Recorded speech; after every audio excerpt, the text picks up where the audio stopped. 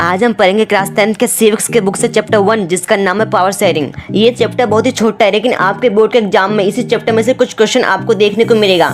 उसी क्वेश्चन के ऊपर भी हम डिस्कस करेंगे। तो आइए बिना टाइम वेस्ट कर वीडियो स्टार्ट करते हैं। इस चैप्टर की शुरुआत बेल्जियम और श्रीलंका की कहानी से होती है। तो आइए पहले जानते हैं बेल्जियम की कहानी। बेल्जियम यूरोप का एक छोटा सा देश है। एरिया में हमारे हरियाणा स्टेट से भी छोटा। इसकी बाउंड्री नीदरलैंड, यूक्रेन और जर्मनी से मिलती है। इसकी पॉपुलेशन 1 करोड़ से थोड़ी अधिक है, यानी हरियाणा की पॉपुलेशन से करीब आधी। इस देश की टोटल पॉपुलेशन का 59% लोग फ्लेमिश एरिया में रहते हैं और डच बोलते हैं। बचे हुए 40% लोग वेरोनिया एरिया में रहते हैं और फ्रेंच बोलते हैं। बाकी के 1% बचे लोग जर्मन बोलते हैं। बेल्जियम के कैपिटल ब्रुसेल्स में 80% लोग फ्रेंच बोलते हैं और 20% लोग डच बोलते हैं। मतलब कि पूरे देश बेल्जियम में ज़्यादातर लोग डच बोलते हैं, लेकिन इसकी जो कैपिटल है ब्रुसेल्स, इसमें ज़्यादातर लोग फ्रेंच बोलते हैं। ऐसे सिचुएशन में क्या हुआ, जो फ्रेंच बोलने वाले लोग थे जिनकी संख्या पूरे देश में कम थी, लेकिन बेल्जियम के कैपिटल ब्रुसेल्स में इनकी संख्या बहुत ज़्यादा थी, जिसके चलते फ्रेंच बोलने वाले लोग देश में ज़्यादा ताकतवर थे। बाद में जाकर इकोनॉमिक डेवलपमेंट और एजुकेशन का लाभ पाने वाले डच भाषाई लोगों को इस सिचुएशन से नाराजगी थी। इसके चलते 1950 से 1960 के टाइम पे फ्रेंच और डच बोलने वाले ग्रुपों के बीच तनाव बढ़ने लगा। डच बोलने वाले लोग पूरे देश में ज़्यादा थे, लेकिन बेल्जियम के कैपिटल ब्रुसेल्स में इनकी संख्या कम थी। इनके बढ़ते तनाव को देखकर बेल्जियम ने 1970 से 1993 के बीच अपने कॉन्स्टिट्यूशन में 4 चेंज किए, इसलिए ताकि देश में किसी को बेगानेपन का एहसास ना हो और सभी मिलजुल कर रह सकें। वह 4 चेंज ये थे कि फर्स्ट, सेंट्रल गवर्नमेंट में डच और फ्रेंच बोलने वाले मंत्रियों की संख्या इक्वल कर दी गई थी। और सेकंड ये था कि सेंट्रल गवर्नमेंट की अनेक शक्तियां देश के 2 इलाकों की रीजनल गवर्नमेंट को दी गई। थर्ड ये था कि ब्रुसेल्स में अलग सरकार है, इनमें दोनों समुदायों को इक्वल रिप्रेजेंटेशन दिया गया। फोर्थ ये है कि कम्युनिटी गवर्नमेंट बनाया गया जो कि भाषा के आधार पर बना था। इस सरकार के पास सांस्कृतिक, एजुकेशन और भाषा संबंधित शक्तियां हैं। बेल्जियम ने अपने कॉन्स्टिट्यूशन में यही 4 चेंज किए, जिसकी वजह से वहाँ के लोगों का तनाव खत्म हो गया। इसके बाद श्रीलंका की कहानी पे आते हैं। श्रीलंका एक आइसलैंड कंट्री है जो तमिलनाडु के साउथ कोस्ट से कुछ किलोमीटर की दूरी पर स्थित है। इसकी पॉपुलेशन करीब 2 करोड़ है, यानी हरियाणा के बराबर। साउथ एशिया के दूसरे देशों की तरह श्रीलंका के पॉपुलेशन में भी कई जाति के लोग पाए जाते हैं। सबसे ज्यादा सिन्हारी हैं, जिनकी कुल पॉपुलेशन 74% है।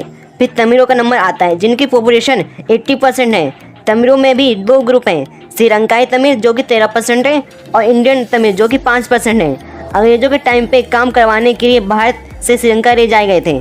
इनके संतान हैं, इनको इंडियन तमिल कहते हैं। आप इस मैप में देख सकते हैं कि टोटल नॉर्थ और ईस्ट इलाके में है। ज़्यादातर सिन्हारी बोलने वाले लोग बौद्ध हैं, जबकि तमिल बोलने वाले लोग में कुछ हिंदू और कुछ मुसलमान हैं। श्रीलंका की पॉपुलेशन में ईसाई लोगों का 7% हिस्सा है और वे सिन्हारी और तमिल दोनों भाषाएं बोलते हैं। श्रीलंका 1928 में आज़ाद हुआ। सिन्हारी लोग देश में ज़्यादा थे, जिसकी वजह से उन्होंने शासन पर अधिकार जमाना चाहा। इस वजह से लोकतांत्रिक इलेक्टेड गवर्नमेंट ने सिन्हारी समुदाय के अधिकार को कायम करने के लिए कई कदम उठाए। 1956 में श्रीलंका के कॉन्स्टिट्यूशन में चेंज किया गया। वो चेंज ये थे कि फर्स्ट सिन्हारी को ही ऑफिशियल लैंग्वेज बना दिया गया और इस प्रकार तमिल भाषा को इग्नोर किया गया।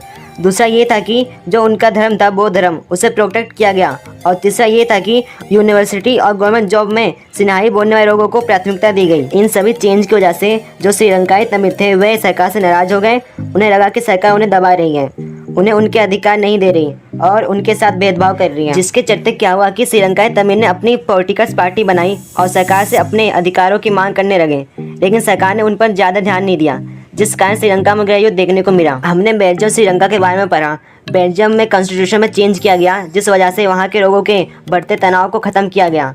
दूसरी तरफ श्रीलंका के कॉन्स्टिट्यूशन में चेंज तो हुआ, लेकिन सिन्हारी बोलने वाले लोगों को ज़्यादा ताकतवर बना दिया गया और श्रीलंकाई तमिल को अनदेखा कर दिया गया, जिस वजह से श्रीलंका में गृहयुद्ध की शुरुआत हुई। नेक्स्ट टॉपिक आता है, why is power sharing important. Power sharing important क्यों है? इसका आंसर है, ये लोगों के बीच के टकराव को कम करता है।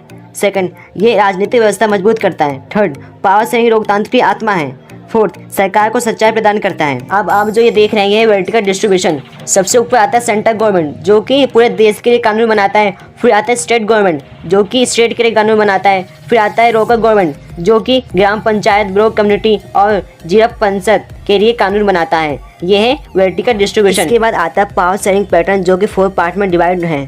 First, vertical of power distribution. इसमें डिफरेंट लेवल पे पावर को बांट दिया जाता है।